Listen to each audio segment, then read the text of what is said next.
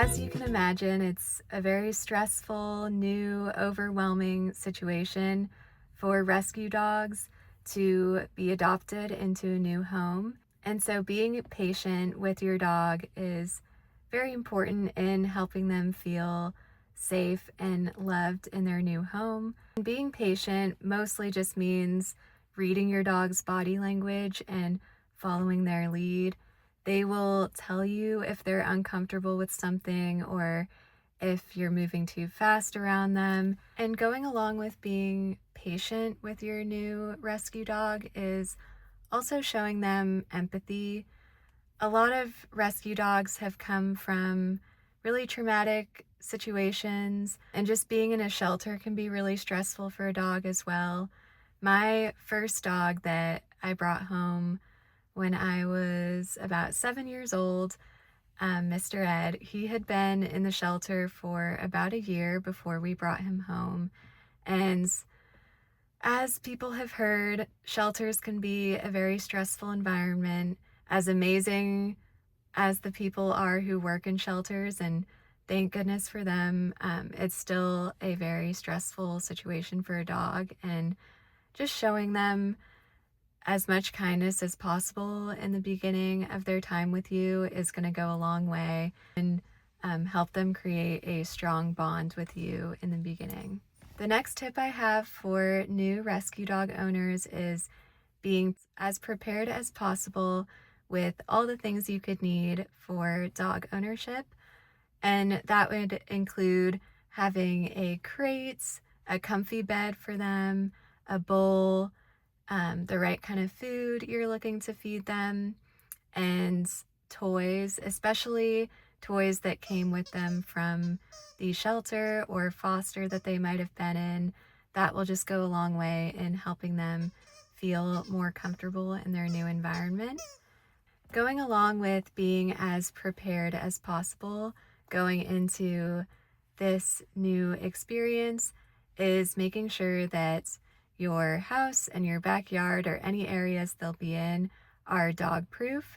For example, those skinny fences in some backyards might be able to have a dog squeeze through them. So it's important to take precautions and use a flexible mesh or anything that can kind of block the dog from being able to escape. For example, my newest adopted dog, Rowan, she did have some close calls in the early days with the fence not being fully secure. So that was something we learned quickly and were able to get the fence blocked so that she can't escape and she's safe to run around in the backyard and have a good time. The next tip I have is giving your dog as much structure as you can in the beginning and establishing boundaries that will help make them feel safe and secure. Dogs do thrive on predictability and routine, so it is important to establish those routines as early on as possible. We do established crate time for the dogs just to give them quiet time in the middle of the day or just to get them comfortable with their crate. Think of it as a child needing a nap in the middle of the day. We kind of do that to help them decompress. And one thing that can help with your dog feeling structured and secure in your new environment is not giving them free reign of the house right in the beginning. We gave Rowan, our new adopted dog, a pen to stay in, and we quickly found out that she could escape the pen, but for some dogs this might be a good option just to make a new big space feel smaller in the beginning. The next tip I can share is to establish comfort zones for your dogs.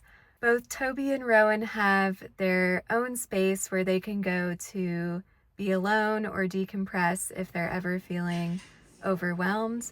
Rowan has her crate in one corner of the room, and Toby has a bed and plenty of blankets to burrow in if he's ever feeling the need to be alone.